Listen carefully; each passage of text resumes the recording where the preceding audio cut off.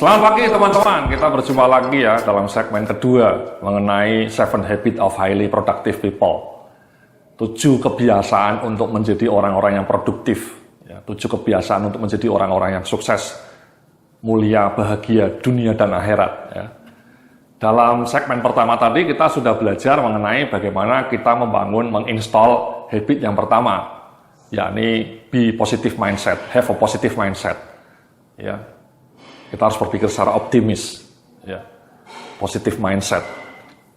Nah, di habit yang kedua ini, seperti yang tertampil di dalam slide berikut ini ya, jadi simple mas ya, habit kedua ini memilikilah sikap persistence atau resilient.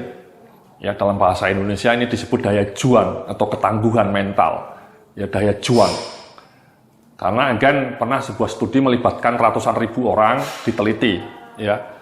Apa sih sebenarnya kunci kesuksesan orang-orang ini, ya orang-orang yang sukses ini ribuan orangnya sukses ya, dilacak.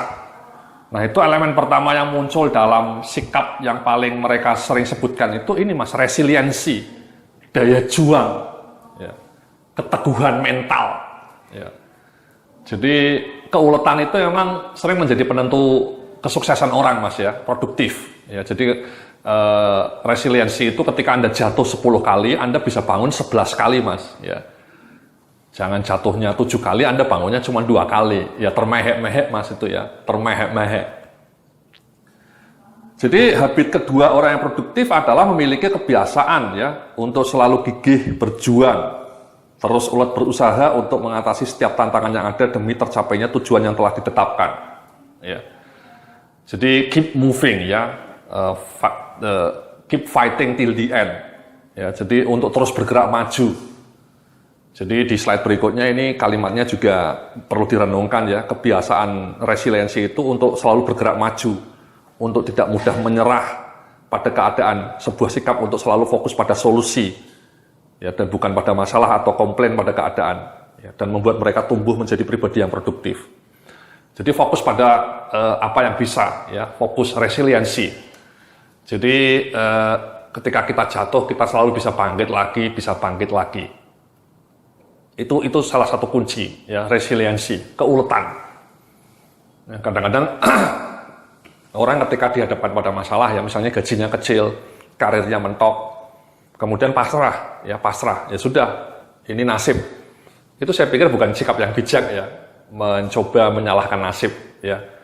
Kalau Anda belum berjuang itu namanya bukan takdir, ya bukan nasib ya. Tapi Andanya tidak berjuang mas ya. Tuhan hanya akan mengubah nasib Anda kalau Andanya berjuang. Nah seringkali orang ketika gajinya kecil, income-nya kecil, kemudian tidak bergerak apa-apa ya. Kemudian ya menyerah pada nasib ya. Kemudian mengatakan nasibnya jelek, bad luck. Dan kemudian mengatakan orang-orang yang sukses itu hanya luck, hanya nasib baik. Tidak, nasib baik hanya memihak orang-orang yang berusaha mas. Luck itu memang ada, luck exist, ya. Jadi good luck itu exist, dan dia exist hanya untuk orang-orang yang mau berjuang dengan gigih, mas. Ya. Bukan orang-orang yang loyo, ya, yang pelongo-pelongo, ya. Jadi tidak hanya menyerah dengan keadaan. Ya. Ketika kita nasibnya kurang bagus, ya kita mencari solusi, mencari ruang untuk bergerak, mengubah keadaan. Ya, tidak hanya mengutuk keadaan atau menyalahkan nasib, ya.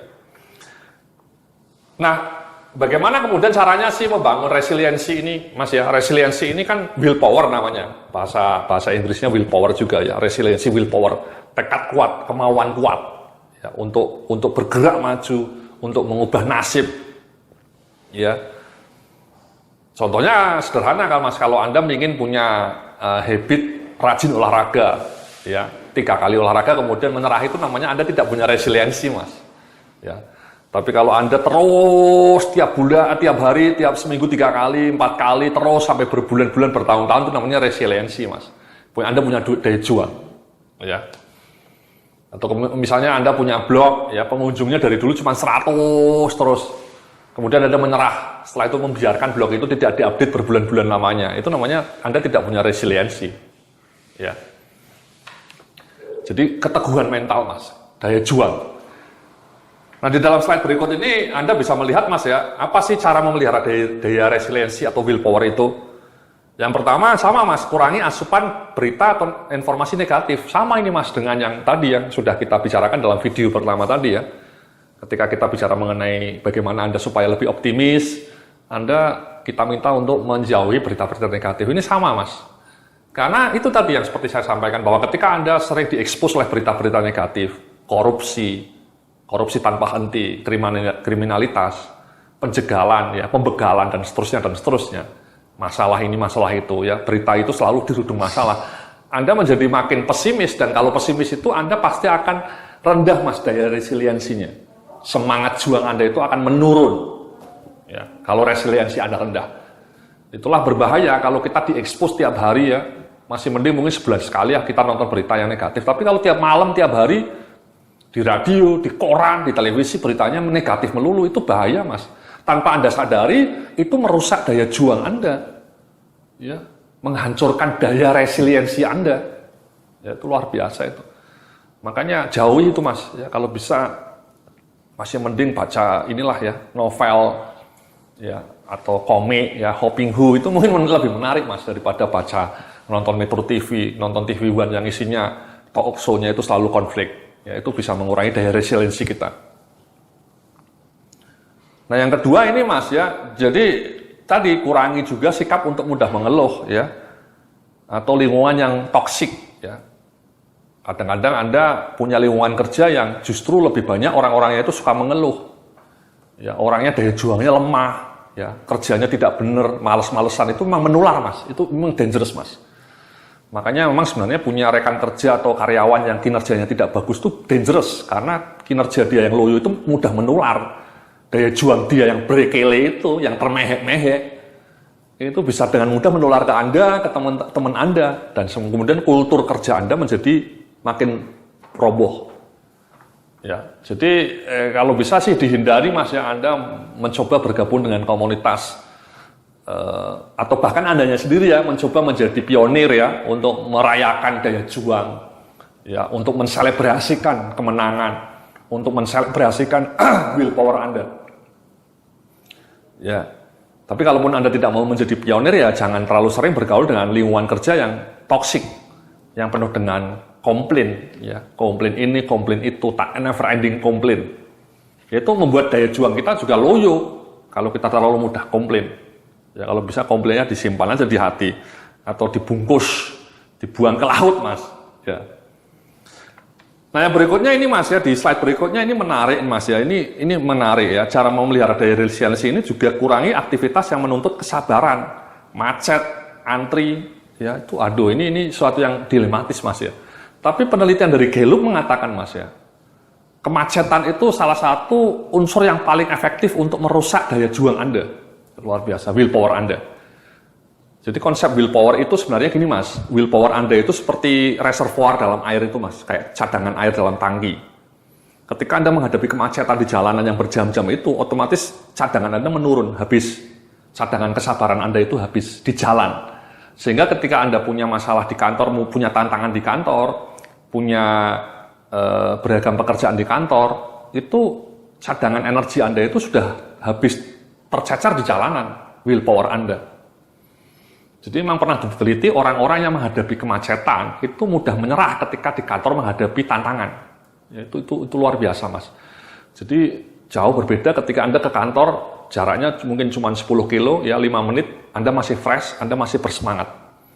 Tapi ketika Anda berjam-jam habis di jalan tol, ya, di busway, kemeringat ya, dengan ribuan penumpang kereta api, sampai kantor jam 9, itu willpower Anda sudah separuh, mungkin sudah tersisa sedikit tuh Mas.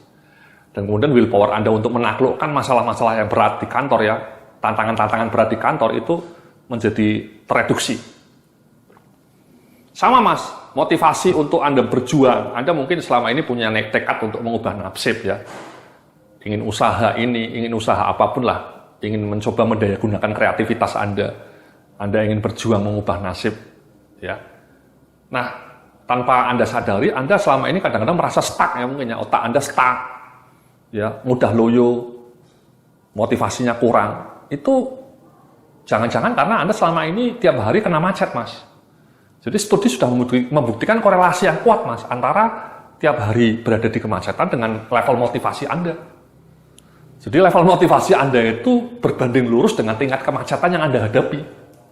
Jadi makin sering Anda dapat kemacetan di jalan, semakin turun motivasi Anda, semakin turun daya juang Anda, semakin turun daya resiliensi Anda. Ya, itu luar biasa itu. Jadi, ya tapi ini dilematis Mas ya. Jadi, kita tidak bisa punya kemewahan untuk bekerja dari rumah. Ya. Makanya solusinya memang kalau bisa kerja dari rumah Mas. Ya. Atau memilih kantor yang dekat dengan kos Anda atau asrama Anda. Jangan rumahnya di Jakarta, rumahnya di Bekasi, kantornya di Jakarta. Ya. Anda perlu pakai roket Mas ya untuk sampai Jakarta ya, roket. Nah, itu yang ketiga Mas, untuk cara untuk mengurangi, menjaga daya resiliensi itu kalau bisa jangan terlalu sering kena macet. Ya, ini sesuatu yang dilematis, agak rumit. Ya, tapi kita harus berjuang mencari solusi. Dan yang terakhir rajin olahraga Mas.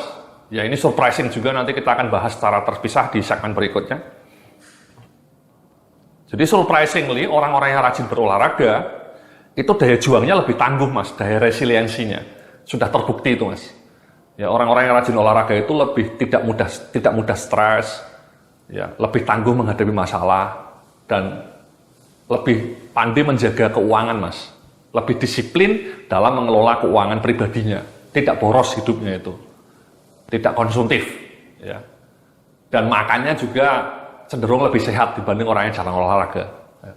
Kalau Anda sudah jarang olahraga, makannya ngawur, kemudian kena macet tiap hari, itu daya resiliensi Anda bisa berada pada titik zero. Ya. Jadi kalau bisa, oke lah kena macet tidak bisa kita hindari ya.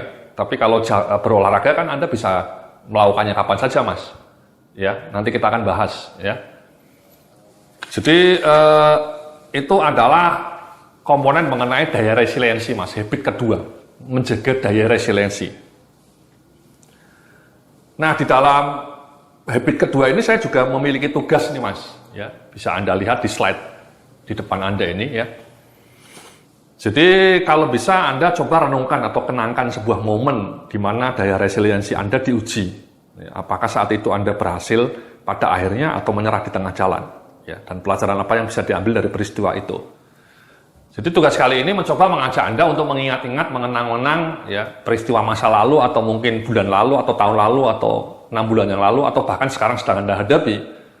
Ya, Anda coba lacak ya, peristiwa apa yang membuat Anda harus berjuang dengan gigih. Ya. Entah pekerjaan di kantor, entah proses kehidupan pribadi ya. Kalau di kantor apa sih masalah tantangannya, proyeknya apa, dan kemudian apa yang membuat Anda diuji resiliensinya, dan kemudian apakah Anda berhasil? Ya sama Mas, saya dulu juga ketika resign ya, saya dulu pernah bekerja di sebuah perusahaan besar ya namanya Ernst & Young. Saya dulu pernah kerja sebagai konsultan manajemen di Ernst & Young. Kemudian tahun 2004 saya resign untuk mendirikan perusahaan sendiri. Jadi tahun pertama itu saya tidak mendapatkan klien Mas, ya, jadi berat juga, ya. Jadi karena saya baru, ya, saya bikin perusahaan sendiri di bidang konsultan manajemen seperti Ernst & Young ya sama perusahaannya. Maksudnya bidangnya sama karena pengalaman saya di bidang konsultan manajemen ya, saya menjadi lebih mudah untuk bikin perusahaan di konsultan manajemen. Saya nyetak brosur, kemudian saya bagi-bagi brosur itu, tapi ternyata brosur itu hanya dibuang di sampah Mas. Ya, oleh para prospek-prospek saya. Ya, tapi saya terus berjuang. Kemudian saya menemukan solusi. Kenapa saya tidak bikin blog? Ya. Kenapa saya tidak menggunakan blog sebagai media untuk memasarkan jasa saya? Akhirnya saya bikin blog. Dan kemudian dalam tahun-tahun bulan-bulan pertama pengunjungnya tidak banyak, tapi dalam bulan ke-6 pengunjungnya mulai banyak, Mas. Dan kemudian akhirnya banyak ribuan dan akhirnya betul saya bisa mendapatkan banyak klien dari blog saya. Jadi sekarang saya tidak lagi yang menghubungi klien saya, tapi klien saya yang mengenal saya gara-gara blog saya. Ya. Tapi dulu saya tidak seperti itu Mas ya. Dulu ketika pertama kali resign bikin usaha ya saya tidak punya klien. Nyebar brosur ya, datang ke kantor-kantor ditolak lagi ya, nelpon ditutup. Itu biasa Mas ya, itu resiliensi saya diuji. Nah setelah saya berkali-kali ditolak, kemudian muncullah kreativitas ya. Kenapa saya tidak tadi bikin blog? Jadi kalau pemasaran konvensional itu kan kita yang mengetuk pintu Mas, kita nelpon, ketok pintu, tok tok tok tok tok. Itu peluang keberhasilannya rendah karena kita yang maju. Sebaliknya kalau saya punya blog, saya menampilkan jasa saya, kemudian orang yang nelpon saya itu sudah pasti punya kebutuhan, ya. Jadi lebih tinggi success rate-nya. Dan sama Mas, karena saya punya blog, saya tidak perlu lagi koar-koar, tapi justru orang yang mengenal saya. Itu contoh Mas ya, contoh bagaimana daya juang saya dulu diuji dan kemudian dari kepepet ya, karena saya tidak dapat klien kan tidak bisa hidup Mas ya. Saya bisa nafkah untuk anak istri saya gimana ya. The power of kepepet namanya Mas, the power of kepepet. Kepepet bingung, nggak ada gajian, ya nggak ada penghasilan, akhirnya muncullah ide kreatif membuat blog. Nah, saya dalam tugas ini, saya mengharapkan Anda melakukan hal yang sama ya, apa proses perjalanan sejarah hidup Anda, dan kemudian bagaimana Anda mengatasi itu ya dengan daya juang Anda. Itulah tugas kedua Mas ya dari habit kedua, yakni resiliensi, ya, menjaga resiliensi, ketangguhan mental, ya, berjuang sampai titik darah penghabisan. Ya. Terima kasih, nanti kita akan lanjutkan dalam video online berikutnya. Sampai jumpa.